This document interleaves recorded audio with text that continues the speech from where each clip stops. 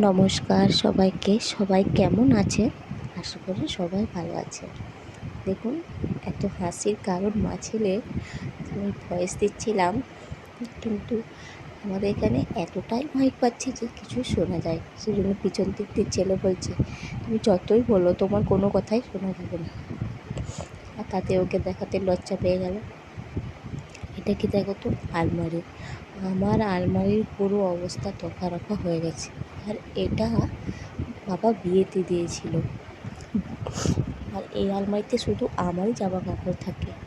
আর ওদের ওই যে আগে দেখালাম, ওটাতে ওর বাবা ছেলে, তাও এক পাশটাতে আমার মেকআপের জিনিস আর অন্যান্য জিনিস থাকে, যেগুলো আমার সবসময় প্রয়োজন হয়।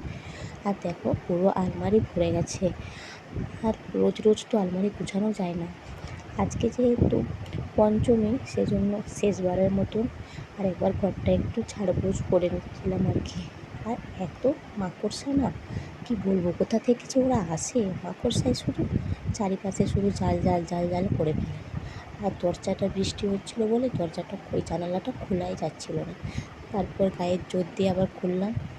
যাই হোক, রোজকারের মতন একটু ছেড়েও নিলাম চারপাশ,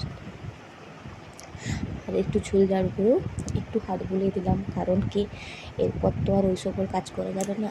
আজকে পঞ্চমী, আজকে হালকা কাজ, আর বাইরেও কোথাও যাওয়ার নেই, আর আত্মীয়ও কেউ আসবে না। সেজন্য আজকে একটু ওই যা যা কাজ ছিল সেগুলো সেরে নিলাম। আর দেখুন, এই ক্যালেন্ডারটা কিন্তু আমাকে ফার্নিচার দোকানে দিয়েছিল, এত পছন্দ হয়েছিল, সেজন্য আমি কিন্তু এটা কাটিং করে দেওয়ালের মধ্যে চিটিয়ে নিয়েছি। খুব সুন্দর লাগছে না? আর এই যে ফ্রিজ, আজকে একদম ফ্রিজে কোনো সবজি নেই, কী রান্না করবো সেজন্য দেখতে গেলাম, দেখলাম একটা কুমড়ো শাক আছে, ভাবছি এটাই রান্না করবো। আর মাকে খানিকক্ষণ পরে বাজারে পাঠাবো। আর এই যে পেঁপেটা আধা নিয়েছিলাম, আর অর্ধেকটা রয়ে গেছে। পুরো ফ্রিজ একদমই ফাঁকা। দেখুন, দুটো চকলেট রেখেছি, সেটা কখন বার করে খেয়ে নিয়েছি। সব সময় চকলেট বিস্কুট ওইসবে আরে। আর এই যে শুধু কাঁচকলা আছে আধাখানা কাটা, একটা গোটা, আর ঝিঙে আর বেগুনগুলো দেখুন সব পোকায় খেয়ে দিয়েছে। কী বলবে আর। যাই হোক, ফ্রিজটা আমি বন্ধই করে দিই, মাকে বাজারে পাঠাবো। মাকে কি আনে দেখি। আমার রান্নাবান্না সব হয়ে গেছে। এরপর সব রান্নাবান্না গুছিয়ে নিয়ে মাজা ধোয়া করে নিয়ে ফিল্টারের জলটা একটু ধরে নিলাম বোতলে, কারণ কি আবার সব দুপুরে খাওয়া দাওয়া করবে। আর আমরা কিন্তু বোতলের জলেই খাই। কখন কে গ্লাসে করে ডুবিয়ে নেবে, কী করবে না করবে, সব গুছিয়ে টেবিলের মধ্যে রেখে দিই। যার যখন প্রয়োজন হয় সে তখন খেয়ে নেয়। এই তো, সেই জন্য আমি সব সেরে নিয়ে বোতলগুলো একটু ভরে নিলাম, তাতে কিনা আর খাওয়ার সময় যেন না ভরতে না হয়। জল টল ভরে নিয়ে ছেলেও এবারে খেতে চাইছিলো। যাই হোক, ঘরের মধ্যে এসছি, দেখছি মানে আমার ছেলে যার কাছে টিউশন পড়ে, তার কাছে কিন্তু ব্লাউজ পিসগুলো কাটাতে দিয়েছিলাম। সে খানিকক্ষণ আগে এসে দিয়ে গেল, তাই একটু আমি খুলে খুলে দেখছিলাম কেমন হয়েছে। আর ছেলে বলছে, মা একটু ভিডিও করে দেবো।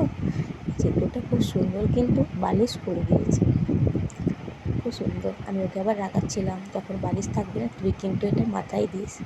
আর এটা দুটো শাড়ি নিয়েছি, দুটো শাড়িরই ব্লাউজ পিস। কেমন হয়েছে কিন্তু বলবে। যাই হোক, ব্লাউজ পিসগুলো রেখে দিলাম। এই যে ছেলে খাবে, ছেলের খাবার নিয়ে চলে এসছে। আর খাবার দিলেই কিন্তু ওকে টিভি দেখতে হবে। সে মুড়ি খাক, রাত্রিবেলায় খাক, যে কোনো সময় ব্রেকফাস্টই খাক, সব সময় ওর টিভি চাই। খাওয়ার সময় হলে টিভি, নাইলে ফোন।